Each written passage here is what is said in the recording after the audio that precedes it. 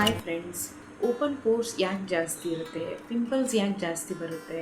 So ನೀವು ಹೊರಗಡೆ ಓಡಾಡೋದ್ರಿಂದನೇ pimples ಬರುತ್ತಾ, ಅಥವಾ ನೀವು ಏನಾದರೂ ಪ್ರಾಡಕ್ಟ್ಸ್ ಯೂಸ್ ಮಾಡೋದ್ರಲ್ಲಿ ಅಥವಾ ಹೋಮ್ ರೆಮಿಡೀಸ್ ಏನಾದರೂ ಮಾಡ್ತಾಯಿದ್ರೆ ಅದರಲ್ಲಿ ಏನಾದರೂ ನೀವು ಮಾಡ್ತಾ ಇರೋದು ಮಿಸ್ಟೇಕ್ಸ್ ಇದ್ದರೆ ನಿಮಗೇನಾದರೂ ಜಾಸ್ತಿ ಆಗ್ತಾ ಹೋಗುತ್ತಾ? ಅಥವಾ ಪ್ರಾಡಕ್ಟ್ಸ್ ಯೂಸ್ ಮಾಡೋದ್ರಲ್ಲಿ ಯಾವ ಥರ ಪ್ರಾಡಕ್ಟ್ಸ್ನ ನೀವು ನಿಮ್ಗೆ ಗೊತ್ತಿಲ್ಲದೇ ತಪ್ಪಾಗಿ ಯೂಸ್ ಮಾಡ್ತಾಯಿದ್ರೆ ಪಿಂಪಲ್ಸ್ ಬರುತ್ತಾ? ಸೊ ಇವತ್ತು ಈ ಎಲ್ಲ ಮಾಹಿತಿಗಳನ್ನು ಇದರಲ್ಲಿ ನಾನು ನಿಮಗೆ ತಿಳಿಸ್ಕೊಡ್ತೀನಿ. ಹಾಗೆ ಓಪನ್ ಪೋರ್ಸು ಮತ್ತು ಪಿಂಪಲ್ಸು, ಪಿಗ್ಮೆಂಟೇಷನ್ನು, ಡಾರ್ಕ್ ಸ್ಪಾಟ್ಸು ಇದೆಲ್ಲನೂ ಇದ್ದರೆ ನಿಮಗೆ ಯಾವ ಥರ ಹೋಮ್ ರೆಮಿಡೀಸ್ನ ಮಾಡ್ಕೋಬೇಕು, ಅದು ಹೇಗೆಲ್ಲ ನಿಮಗೆ ಚೇಂಜಸ್ ಕೊಡುತ್ತೆ ಅಂತ ನಾನು ಹೇಳ್ತೀನಿ.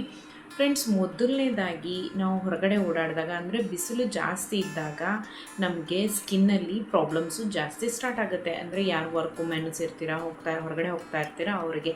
ಹಾಗಂತ ಬಿಸಿಲಿಗೆ ಹೋಗದೇ ಇರೋಕ್ಕಾಗುತ್ತಾ? ಸೊ ನಾವು ಹೊರಗಡೆ ಓಡಾಡಲೇಬೇಕಾಗುತ್ತೆ.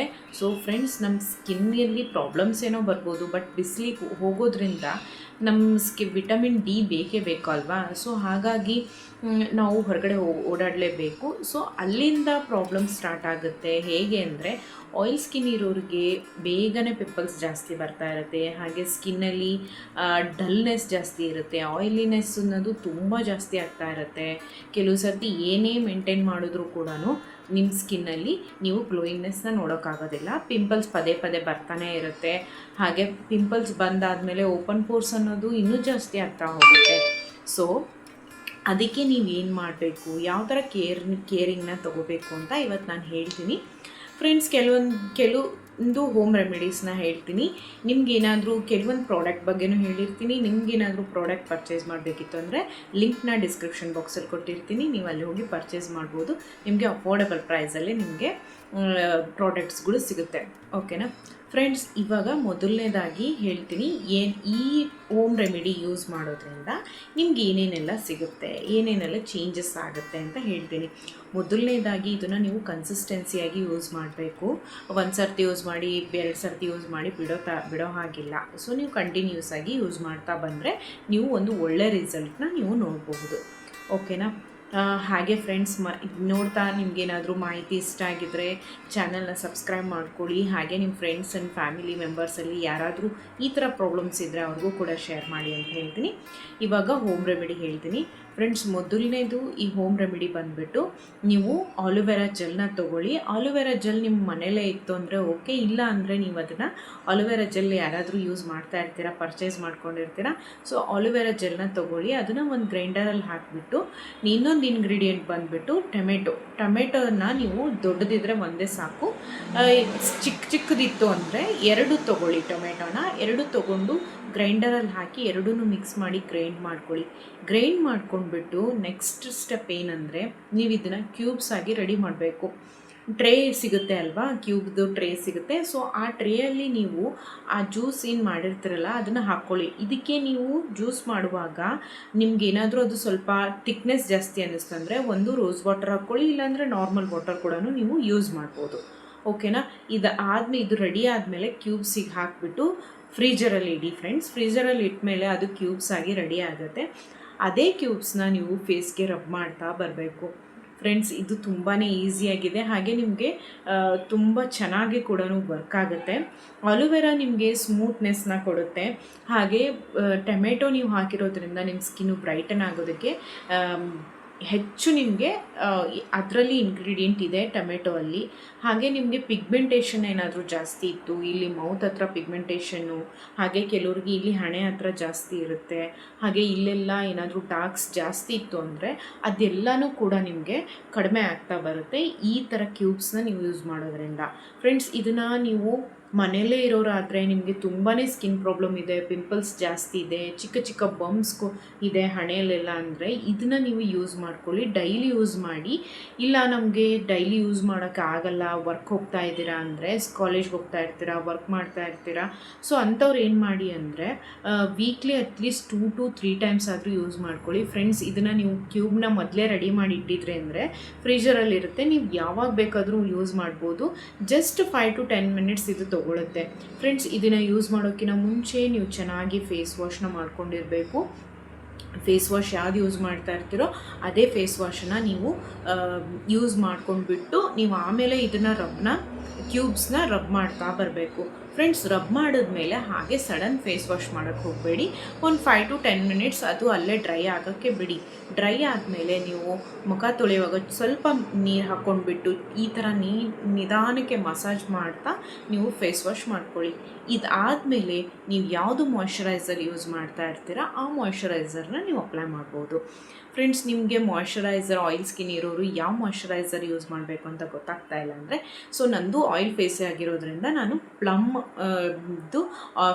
ಮಾಯ್ಶ್ಚರೈಸರ್ ಯೂಸ್ ಮಾಡ್ತಾ ಇದ್ದೀನಿ. ಇದರಲ್ಲಿ ರೈಸ್ ವಾಟರ್ ಕಂಟೆಂಟ್ನ ಅವರು ಆ್ಯಡ್ ಮಾಡಿರೋದ್ರಿಂದ ನಿಮ್ಮ ಸ್ಕಿನ್ಗೆ ತುಂಬ ಚೆನ್ನಾಗಿ ಸೂಟೇಬಲ್ ಆಗುತ್ತೆ, ಸ್ಕಿನ್ ಗ್ಲೋಯಿಂಗ್ ಕೂಡ ಆಗುತ್ತೆ. ಇದು ಪಿಕ್ಚರ್ ಕೂಡ ಇಲ್ಲಿ ಹಾಕಿರ್ತೀನಿ. ಹಾಗೆ ನಿಮಗೆ ಇದು ಪ್ರಾಡಕ್ಟ್ ಲಿಂಕ್ ಬೇಕಂತಂದರೆ ಡಿಸ್ಕ್ರಿಪ್ಷನ್ ಬಾಕ್ಸಲ್ಲಿ ಹಾಕಿರ್ತೀನಿ. ಫ್ರೆಂಡ್ಸ್, ನಿಮಗೆ ಪ್ರಾಡಕ್ಟ್ ಲಿಂಕ್ ಏನಾದರೂ ಓಪನ್ ಆದಾಗ ಅಲ್ಲಿ ಕೋಂಬೋ ಪ್ಯಾಕ್ ಥರ ಇತ್ತು ಅಂದರೆ ಅದನ್ನೇ ತೊಗೊಂಡು ಯೂಸ್ ಮಾಡ್ಕೊಳ್ಳಿ. ಅದರಲ್ಲಿ ಟೋನರ್ ಇರುತ್ತೆ, ಇಲ್ಲ ಸಿರಮ್ ಇರುತ್ತೆ, ಹಾಗೆ ಸನ್ಸ್ಕ್ರೀನ್ ಇರುತ್ತೆ. ಎಲ್ಲದನ್ನೂ ನಿಮಗೂ ಕೋಂಬೋ ಅಲ್ಲಿ ಸಿಕ್ಬಿಡುತ್ತೆ. ಇಲ್ಲಾಂದರೆ ಸಪ್ರೇಟ್ ಬೇಕಂದ್ರೂ ನೀವು ಆ ಥರನೂ ಬೈ ಮಾಡ್ಕೋಬೋದು. ಬೆಟರ್ ಕೋಂಬೋ ಆಪ್ಷನ್ ಬೆಟರ್ ಅಂತ ಹೇಳ್ತೀನಿ. ಎಲ್ಲನೂ ಒಂದೇ ಸರ್ತಿ ನಿಮಗೆ ಸಿಕ್ಬಿಡುತ್ತೆ. ಓಕೆನಾ ಫ್ರೆಂಡ್ಸ್, ಇದರಲ್ಲಿ ಗ್ರೀನ್ ಟೀದು ಕೂಡ ಇದೆ ಪ್ಲಮ್ಮಲ್ಲಿ. ಅದು ಕೂಡ ಆಯಿಲ್ ಸ್ಕಿನ್ ಇರೋರಿಗೆ ಸೂಟ್ ಆಗುತ್ತೆ. ಸೊ ಅದ್ರದ್ದು ಲಿಂಕ್ ಕೊಟ್ಟಿರ್ತೀನಿ. ನಾನು ಯೂಸ್ ಮಾಡಿರ್ತೀರೂ ಕೂಡ ಲಿಂಕ್ ಕೊಟ್ಟಿರ್ತೀನಿ. ನಿಮಗೆ ಯಾವ್ದು ಬೇಕೋ ಅದನ್ನು ನೀವು ಪರ್ಚೇಸ್ ಮಾಡ್ಕೊಳ್ಳಿ. ಫ್ರೆಂಡ್ಸ್, ಇದನ್ನು ನೀವು ರಬ್ ಮಾಡ್ಕೊಂಡಾಯಿತು. ಸೊ ಇದರಿಂದ ನಿಮಗೆ ಏನೇನು ಯೂಸ್ ಇದೆ ಅಂದರೆ, ನಿಮಗೆ ಓಪನ್ ಪೋರ್ಸ್ ಇದ್ದರೆ ಅದು ಮಿನಿಮೈಸ್ ಆಗ್ತಾ ಬರುತ್ತೆ. ಫ್ರೆಂಡ್ಸ್, ನಿಮ್ಮ ಸ್ಕಿನ್ ಏನಾದರೂ ಲೂಸ್ನೆಸ್ ಅನಿಸ್ತಾ ಇತ್ತು ಅಂದರೆ ಅದು ಟೈಟನ್ ಆಗೋದಕ್ಕೆ ಹೆಲ್ಪ್ ಮಾಡುತ್ತೆ. ಹಾಗೆ ಪಿಗ್ಮೆಂಟೇಷನ್ ಏನಾದರೂ ಇತ್ತು ಅಂದರೆ ನೀವು ಟೊಮೆಟೊ ಹಾಕಿರೋದ್ರಿಂದ ನಿಮ್ಮ ಸ್ಕಿನ್ನಲ್ಲಿ ಪಿಗ್ಮೆಂಟೇಷನ್ ಜಾಸ್ತಿ ಇತ್ತು ಅಂದರೆ ಅದನ್ನು ಕೂಡ ಕಡಿಮೆ ಮಾಡ್ತಾ ಬರುತ್ತೆ. ಹಾಗೆ ಡಾರ್ಕ್ ಸ್ಪಾಟ್ಸ್ ಕೂಡ ನಿಮಗೆ ಹೋಗುತ್ತೆ. ಇದನ್ನು ನೀವು ರೆಗ್ಯುಲರಾಗಿ ಮಾಡ್ತಾ ಬಂದರೆ ಅಂದರೆ ನಿಮ್ಮ ಸ್ಕಿನ್ನಲ್ಲಿ ನೀವು ಚೇಂಜಸ್ನ ನೋಡ್ಬೋದು. ಹಾಗೆ ಇದನ್ನಷ್ಟೇ ಮಾಡಿ ಬಿಡಬೇಕಾ ಅಂದರೆ ಇಲ್ಲ, ಇದಕ್ಕೆ ಇನ್ನೊಂದು ಪ್ಯಾಕ್ ಕೂಡ ನಾನು ಹೇಳ್ತೀನಿ. ಅದನ್ನು ಕೂಡ ನೀವು ವಾರದಲ್ಲಿ 1 ಸರ್ತಿ ಅಥವಾ 2 ಸರ್ತಿ ಯೂಸ್ ಮಾಡಿಕೊಂಡ್ರೆ ಸಾಕು. ಡೈಲಿ ಮಾತ್ರ ಈ ಐಸ್ ಕ್ಯೂಬ್ನ ಯೂಸ್ ಮಾಡೋದ್ರಿಂದ ಖಂಡಿತ ನಿಮ್ಮ ಪಿಂಪಲ್ಸ್ ಕಡಿಮೆ ಆಗೇ ಆಗುತ್ತೆ. ಫ್ರೆಂಡ್ಸ್, ಇದನ್ನು ನೀವು ಒಂದು 20 days 30 days ಯೂಸ್ ಮಾಡಿ ನೋಡಿ. ಇದರಲ್ಲಿ ನೀವು ಚೇಂಜಸ್ ನೋಡ್ತೀರಾ. ಚೇಂಜಸ್ ನೋಡಿದ್ಮೇಲೆ ನನಗೆ ಕಮೆಂಟಲ್ಲಿ ತಿಳಿಸಿ, ಓಕೆನಾ? ಅಥವಾ ಆಲ್ರೆಡಿ ಯಾರಾದರೂ ಯೂಸ್ ಮಾಡಿದರೆ ಅವರು ಕೂಡ ನನಗೆ ಕಮೆಂಟಲ್ಲಿ ತಿಳಿಸಿ. ನೆಕ್ಸ್ಟ್ ಪ್ಯಾಕ್ ವಿಷಯಕ್ಕೆ ಬಂದರೆ ಅಂದರೆ, ನೀವು ಆಲ್ರೆಡಿ ಆಲೋವೆರಾ ಜೆಲ್ ಮತ್ತು ಟೊಮೆಟೊನ ಹಾಕಿ ನೀವು ಕ್ಯೂಬ್ನ ರೆಡಿ ಮಾಡಿರ್ತೀರಲ್ವ, ಅದರಲ್ಲಿ ನೀವು ಒಂದು 3 to 4 ಟೇಬಲ್ ಸ್ಪೂನ್ ಆಗೋಷ್ಟು ಅದನ್ನು ಮೊದಲೇ ತೆಗೆದಿಟ್ಕೊಂಡಿರಿ. ಅದನ್ನು ತೆಗೆದಿಟ್ಕೊಂಡ್ಮೇಲೆ ಅದೇ ಬೌಲ್ಗೆ ಸ್ವಲ್ಪ ಹನಿನ ಆ್ಯಡ್ ಮಾಡಿಕೊಂಡು, ಹಾಗೆ ನಿಂಬೆಹಣ್ಣಿನ ರಸನ ಹಾಕ್ಕೊಳ್ಳಿ. ಹಾಗೆ ನೀವು ಮುಲ್ತಾನಿ ಮಿಟ್ಟಿ ಮತ್ತು ಅರಿಶಿನ. ಫ್ರೆಂಡ್ಸ್, ಅರಿಶಿನ ಯಾರಿಗಾದ್ರೂ ಅಲರ್ಜಿ ಇತ್ತು ಅಂದರೆ, ನಾನು ಹೇಳೋವಂಥ ಹೋಮ್ ರೆಮಿಡೀಸಲ್ಲಿ ಯಾರಿಗಾದ್ರೂ ಅಲರ್ಜೀಸ್ ಇತ್ತು ಅಂದರೆ ಅದನ್ನು ಸ್ಕಿಪ್ ಮಾಡಿಕೊಂಡು ನೀವು ಆಲ್ಟರ್ನೇಟ್ ಯೂಸ್ ಮಾಡ್ಕೋಬಹುದು. ಇನ್ನೊಂದು ಸರ್ತಿ ಹೇಳ್ತೀನಿ, ಪ್ಯಾಕಲ್ಲಿ ಏನೇನು ಇರಬೇಕು ಅಂದರೆ ಆಲೋವೆರಾ ಜೆಲ್ಲು, ಟೊಮೆಟೊ ಜ್ಯೂಸ್, ಹಾಗೆ ಹನಿ, ಹಾಗೆ ಅರಿಶಿನ, ಹಾಗೆ ಮುಲ್ತಾನಿ ಮಿಟ್ಟಿ. ಇದಿಷ್ಟು ಮಿಕ್ಸ್ ಮಾಡಿಬಿಟ್ಟು ನೀವು ಫೇಸ್ಗೆ ಫೇಸ್ ಪ್ಯಾಕ್ ಥರ ಅಪ್ಲೈ ಮಾಡ್ಕೊಳ್ಳಿ. ಇದು ಅಪ್ಲೈ ಮಾಡ್ಕೊಂಡಾದಮೇಲೆ ಒಂದು 20 ಮಿನಿಟ್ಸ್ ಬಿಟ್ಟು ನೀವು ಸ್ಕಿನ್ಗೆ ಸ್ವಲ್ಪ ನೀರು ಹಾಕ್ಕೊಂಡ್ಬಿಟ್ಟು ಅದನ್ನು ಚೆನ್ನಾಗಿ ಮಸಾಜ್ ಮಾಡ್ತಾ ಬನ್ನಿ. ಫ್ರೆಂಡ್ಸ್, ಯಾವಾಗಲೂ ಹಾರ್ಶಾಗಿ ರಬ್ ಮಾಡಬಾರ್ದು. ನಿಧಾನಕ್ಕೆ ನೀವು ಸ್ಕಿನ್ಗೆ ಮಸಾಜ್ ಮಾಡ್ತಾ ಬಂದು ಅದನ್ನು ಫೇಸ್ ವಾಶ್ ಮಾಡ್ಕೊಳ್ಳಿ. ಫ್ರೆಂಡ್ಸ್, ಬಿಸಿ ನೀರಲ್ಲಿ ಯಾವತ್ತೂ ಫೇಸ್ನ ವಾಶ್ ಮಾಡ್ಕೋಬಾರ್ದು. ಉಗುರು ಬೆಚ್ಚ ನೀರಲ್ಲೇ ನೀವು ಫೇಸ್ನ ವಾಶ್ ಮಾಡ್ಕೋಬೇಕು. ಸೊ ಅದಾದಮೇಲೆ ನೀವು ಮಾಯ್ಶ್ಚರೈಸರ್ನ ಅಪ್ಲೈ ಮಾಡ್ಕೊಳ್ಳಿ. ಯಾವ್ದು ಯೂಸ್ ಮಾಡ್ತಾ ಇರ್ತೀರಾ ಆ ಮಾಯ್ಶ್ಚರೈಸರ್ನ ಅಪ್ಲೈ ಮಾಡ್ತಾ ಬನ್ನಿ. ಫ್ರೆಂಡ್ಸ್, ಇದನ್ನು ಐಸ್ ಕ್ಯೂಬ್ನ ಮತ್ತು ಈ ಫೇಸ್ ಪ್ಯಾಕ್ನ ಯೂಸ್ ಮಾಡ್ತಾ ಬನ್ನಿ. ಖಂಡಿತ ನಿಮಗೆ ರಿಸಲ್ಟ್ ಚೆನ್ನಾಗಿರುತ್ತೆ.